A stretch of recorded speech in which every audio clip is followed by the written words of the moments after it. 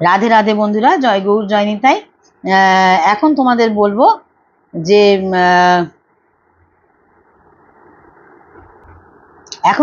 বলবো যে শাস্ত্রীয় নৃত্য কয় প্রকার হয়। উৎস এবং পণ্ডিতের উপর ভিত্তি করে স্বীকৃত শাস্ত্রীয় নৃত্য সংখ্যা 8 বা আরও বেশি। সঙ্গীত নাটক একাডেমি ও 8টি স্বীকৃতি দিয়েছে: ভারতনাট্যম, কত্থক, কুচিপুড়ি, ওড়িশি, কথাকলি, সত্রিয়া, মণিপুরী এবং মোহিনীআট্টম।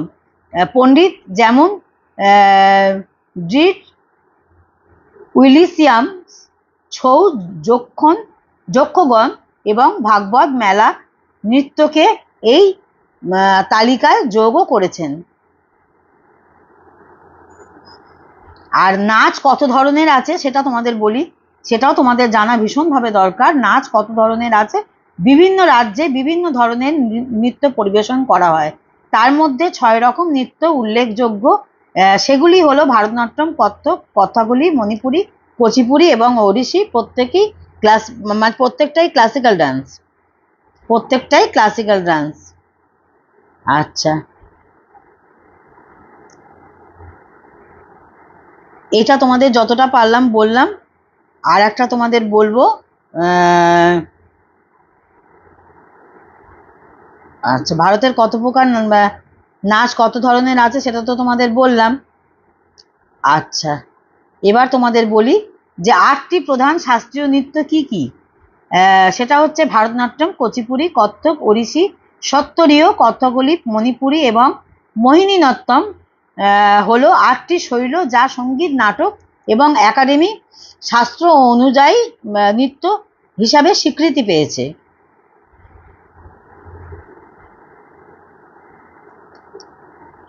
আচ্ছা, এবার নৃত্য কি। আমরা যে নাচ শিখি, নাচ কি মানে নৃত্য কথার অর্থ কি সেইটা এবার তোমাদের বলি। নৃত্য শব্দটি সাধারণত শারীরিক নড়াচড়া, প্রকাশভঙ্গিকে বোঝায়। সেটাকেই আমরা নৃত্য বলে থাকি।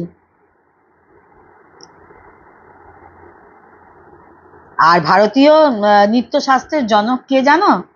জনক হচ্ছে বিস্তারিত সমাধান উদয় শঙ্কর, আধুনিক ভারতীয় নৃত্যের জনক।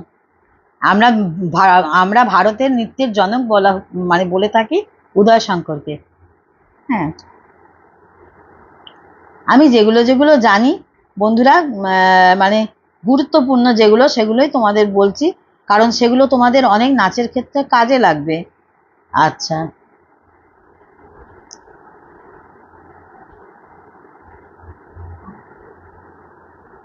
তোমরা কি জানো ভারতনাট্যম কি আবিষ্কার করেন? জানো না তো, বা কেউ কেউ হয়তো জানো, আবার কেউ কেউ হয়তো জানো না। যাই হোক, আমি বলে দিচ্ছি। শ্রীমন্ত শঙ্করদেব ভারতের শাস্ত্রীয়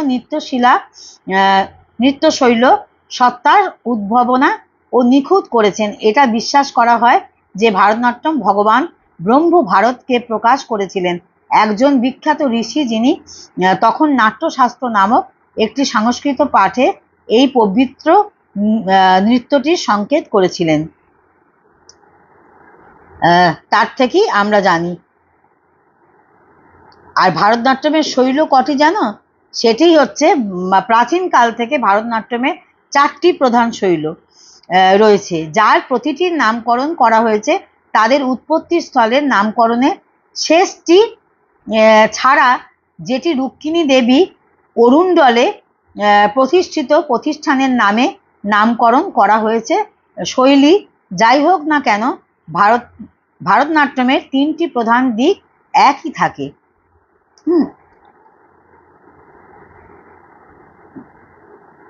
আজ এই পর্যন্ত তোমাদের বললাম। পরবর্তী ভিডিও নিয়ে আবার তোমাদের সামনে আসবো।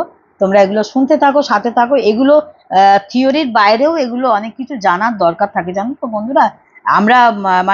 আমরা অনেকেই নাচ জানি, নাচ শিখি, গান করি, গান গাই, অনেক কিছু পড়াশোনা শিখি, পড়াশোনা ডিগ্রি পাই, কিন্তু আমাদের অনেক শিক্ষা কিন্তু চাপা থাকে।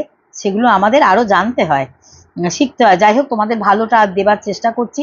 তোমরা, এটাই আমার প্রচেষ্টা, তোমরা আরও কিছু জানো, জানার বাইরেও আরও জানো। যাতে তোমাদের ভালো লাগে, শুনতেও ভালো লাগে, জানতেও ভালো লাগে। হ্যাঁ, তোমরা সঙ্গে থাকো, সাথে থাকো, আর এইভাবেই আমাকে আরো মানে আর কি কি জানতে ইচ্ছে করে সেগুলো জানাতে থাকো। ততক্ষণ রাধে রাধে, জয় গুরু, জয় নিতাই।